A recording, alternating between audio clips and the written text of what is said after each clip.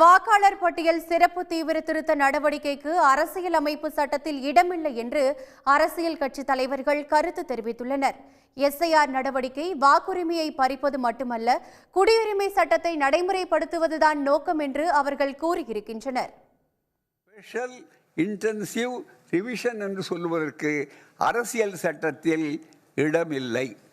அரசியல் சட்டப்படி இங்கே தேர்தல் ஆணையம் செய்ய இடமில்லை. எப்படி என்று சொன்னால், தனியே ஒன்று சொல்லலாமே தவிர ஒட்டுமொத்தமாக எல்லா மாநிலங்களுக்கும் தமிழ்நாடு முழுக்க ஒரே தடவையிலே இப்படி செய்யலாம் என்பதற்கு இடமில்லை. Booth level officers. ஆனால் BLO என்ற பூத் லெவல் ஆபீசர்ஸ் என்று ஒன்று இடையிலே உள்ளே விட்டிருக்கிறார்களே, அதற்கு சட்ட சம்மதம் கிடையாது. அதே மாதிரி மற்ற சூழ்ச்சிகள் என்ன? மன்மோகன் சிங் வர்சஸ் சொல்லக்கூடிய ஒரே ஒரு தீர்ப்பு தான் இதில் வந்திருக்கிறது.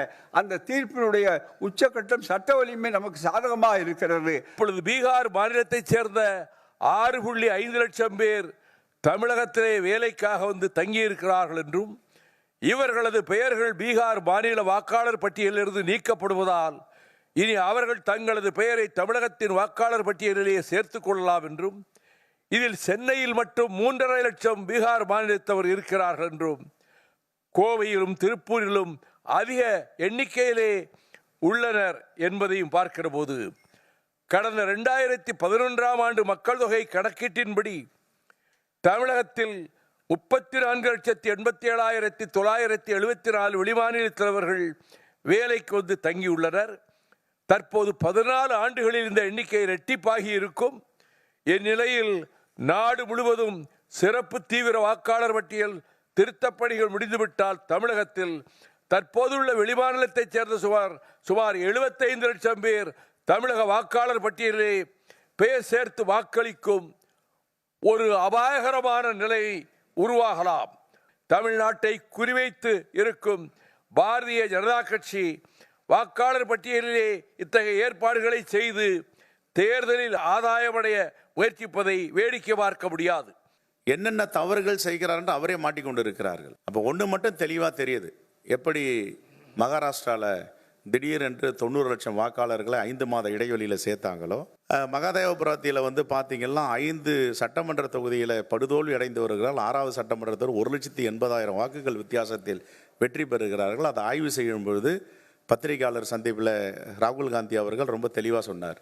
இது எப்படியெல்லாம் அந்த வாக்கு திருட்டை நவீன முறையில் தேர்தல் ஆணையமும் பிஜேபியும் செய்கிறது என்று. எஸ்ஐஆர்ங்கிறது இன்னைக்கு எதுக்காக இது கொண்டு வந்திருக்காங்க சொன்னா, அந்த குடியுரிமையை பறிப்பதற்கு NRCயை நடைமுறைப்படுத்துவதற்காகத்தான் இந்த வேலையை திட்டத்தை அவங்க அறிவிச்சிருக்கிறாங்க. இதுதான் மெயினா நம்ம புரிந்து கொள்ள வேண்டிய மிக மிக முக்கியமான செய்தி. இதை நாம் எதிர்கொள்வதற்கு பொலிட்டிக்கலா துணிச்சலா நாம் சில முடிவை எடுக்க வேண்டியிருக்கிறது. குடியுரிமையை உறுதிப்படுத்துவதற்கான ஒரு ஏற்பாடு.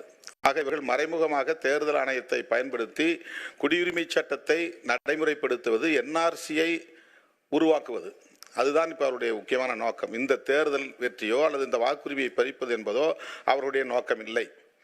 அவர்களின் இறுதி இலக்கை அறிவிப்பதற்கு NRC தேவைப்படுகிறது. NRCயை நடைமுறைப்படுத்துவதற்கு இந்த தேர்தல் ஆணையத்தை பயன்படுத்துகிறார்கள்.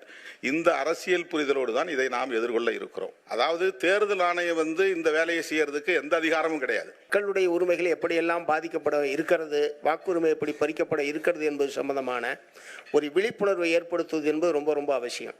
தமிழ்நாடு போன்ற ஒன்றிய பிஜேபி அரசினுடைய மாநில உரிமைகளுக்கு எதிரான அல்லது மக்கள் உரிமைகளுக்கு எதிரான எல்லா பிரச்சனைகளையும் வலிமைக்க எதிர்ப்பு கருத்துக்களை நாம் தொடர்ந்து வற்புறுத்தி வந்திருக்கிறோம். நம்முடைய எதிர்ப்பை வலிமையாக பதிவு செய்து வந்திருக்கிறோம். ஏதாவது ஒரு வகையில் ஒரு குறைந்தபட்சம் ஒரு கண்டன ஆர்ப்பாட்டம் என்கிற முறையிலாவது ஏதாவது ஒரு போராட்ட நடவடிக்கையில் மக்களை ஈடுபடுத்துவது என்பதும் மார்க்சிஸ்ட் கம்யூனிஸ்ட் கட்சியின் சார்பில் கேட்டுக்கொள்கிறேன். தகுதியுள்ள ஒருவரின் பெயர் கூட வாக்காளர் பட்டியலிலிருந்து விடுபட்டு விடக்கூடாது. வாக்காளர் பட்டியல் சரிபார்க்கப்பட வேண்டிய அவசியம்தான்.